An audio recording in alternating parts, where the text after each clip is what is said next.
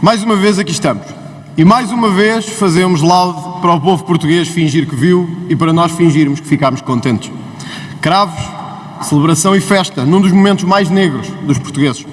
Eles sabem que hoje, enquanto nós aqui celebramos com cravos, não conseguem pôr comida na mesa.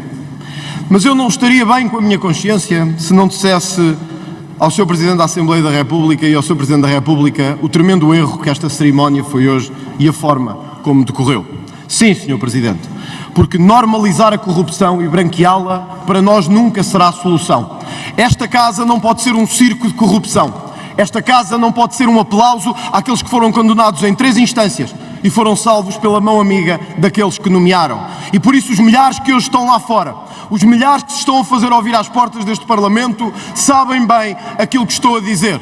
Democracia sim, corrupção nunca mais.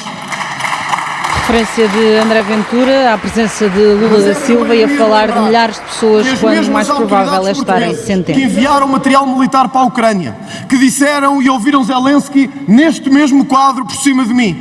Receberam hoje aqui um presidente que atacou a União Europeia por ajudar militarmente a Ucrânia. Que vergonha e que hipocrisia tremenda de 2 dirigentes nacionais que dão a mão a Zelensky durante o dia e a mão a Lula e à China durante a noite. Que vergonha de dirigentes nacionais.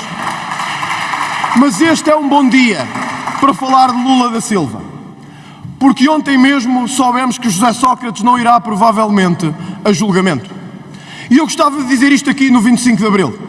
José Sócrates, suspeito de roubar os portugueses em milhões e milhões de euros, não irá com toda a certeza a julgamento.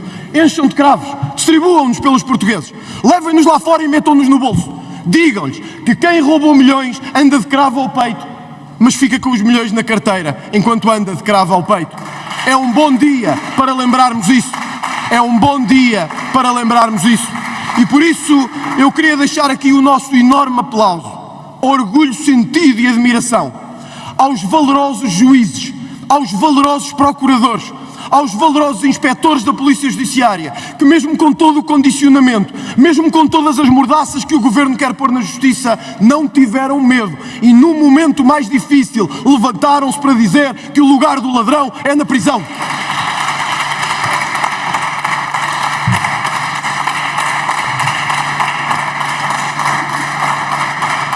Mas o 25 de Abril era para acabar com o elitismo.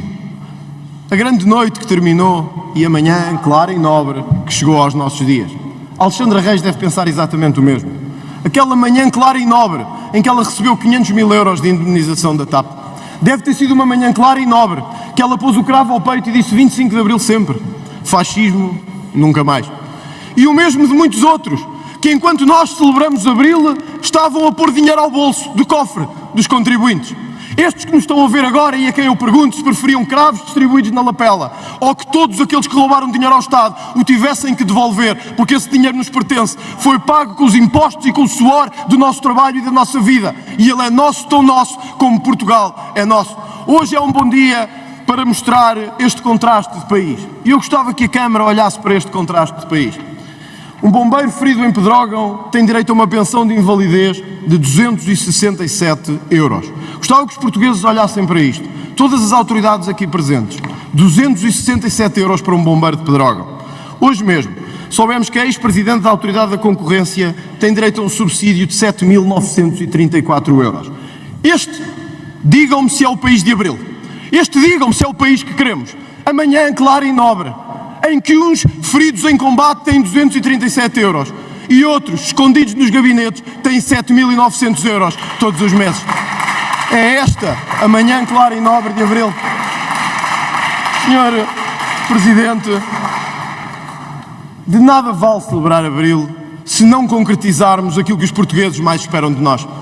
Que a justiça verdadeiramente chegue a este país.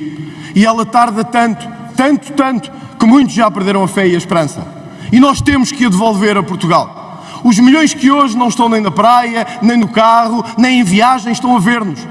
E sabem que já não vale de nada estarmos a celebrar isso se a conta não chegar para o supermercado. Se quando vão a tribunal perdem o ordenado para pagar custas judiciais. Se quando chegam ao fim do mês têm a autoridade tributária a pedir impostos. Mas veem que outros que nada pagam têm todas as benesses e benefícios do Estado. E querem que eles celebrem Abril. Querem que eles cantem e digam: fantástica manhã esta, que me deu ganhar 297 euros, enquanto outros se enchem com o dinheiro que é de todos. Isto é que nos devia fazer pensar Abril. E que pensar Abril é este, que esqueceu os milhões de retornados, de expoliados do ultramar, a quem nunca demos a dignidade que mereciam. Para esses milhões que nos estão a ver, que vieram de uma África abandonada e esquecida, onde muitos têm os seus familiares enterrados e onde muitos deixaram a farda dos seus filhos, nós deixamos aqui hoje para todos esses a palavra de que, se essa alternativa um dia chegar, a nossa primeira prioridade vai ser para esses homens e mulheres, para esses milhões de famílias que, enquanto vinham outros roubar tudo, ficaram sem nada em Portugal.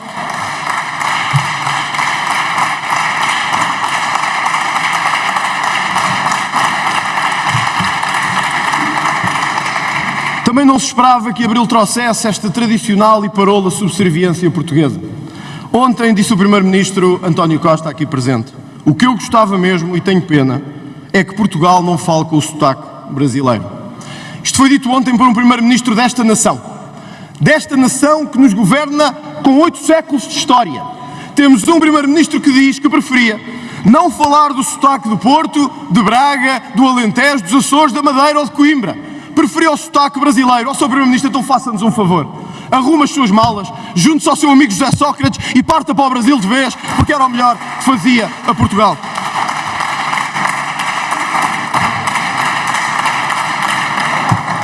Estamos, Sr. Presidente, um país que se transformou de emigração num país de imigração. E Portugal tem esse dever histórico de acolher bem, porque também outros nos acolheram bem. Mas os nossos que foram para trabalhar e que foram para se integrar e ali constituíram família sabem bem o sacrifício de ser imigrante. O que pedimos a este país é que acolha bem, acolha com regra, mas não se deixe invadir por manifestações que não são suas, nem podem nunca ser suas. Para nós, Portugal é de matriz cristã e é sempre assim que deverá ser durante a sua história secular. Para nós, não faz sentido dar a outros o que não temos para nós próprios. E por isso, Sr. Primeiro-Ministro, nunca ficaremos de bem com a consciência enquanto damos subsídios e casas a quem chega e os lesados da banca ainda não tiveram uma palavra do Estado português. Vou terminar, Sr. Presidente, dizendo isto.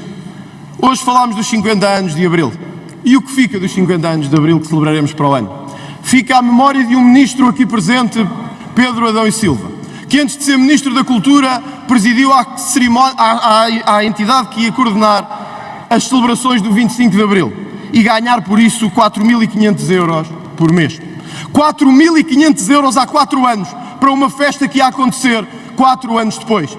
Este é o país esplendoroso de Abril, que paga salários chorudos para organizar festas e não tem dinheiro para os professores terem o seu tempo de serviço, para os médicos terem uma carreira digna, para os polícias terem dignidade, para os juízes e os procuradores terem condições de trabalho e para que os oficiais de justiça possam funcionar. Este é o país de Abril e é o país que nós não queremos que se repita em Portugal. Apesar de tudo isto e apesar de toda esta verdade, o Chega está e continuará a estar só neste Parlamento. E, Sr. Presidente, nada me orgulha mais a mim e a esta bancada parlamentar quando são todos, mas todos mesmo nesta casa, contra um grupo que defende os portugueses de bem e os portugueses que verdadeiramente trabalham. Numa das mais famosas cartas de São Paulo aos Romanos, ele dizia... Numa das mais famosas cartas de São Paulo aos Romanos, eu acho que se podemos ouvir o Lula da Silva, também podemos ouvir o São Paulo. Acho que é o mínimo.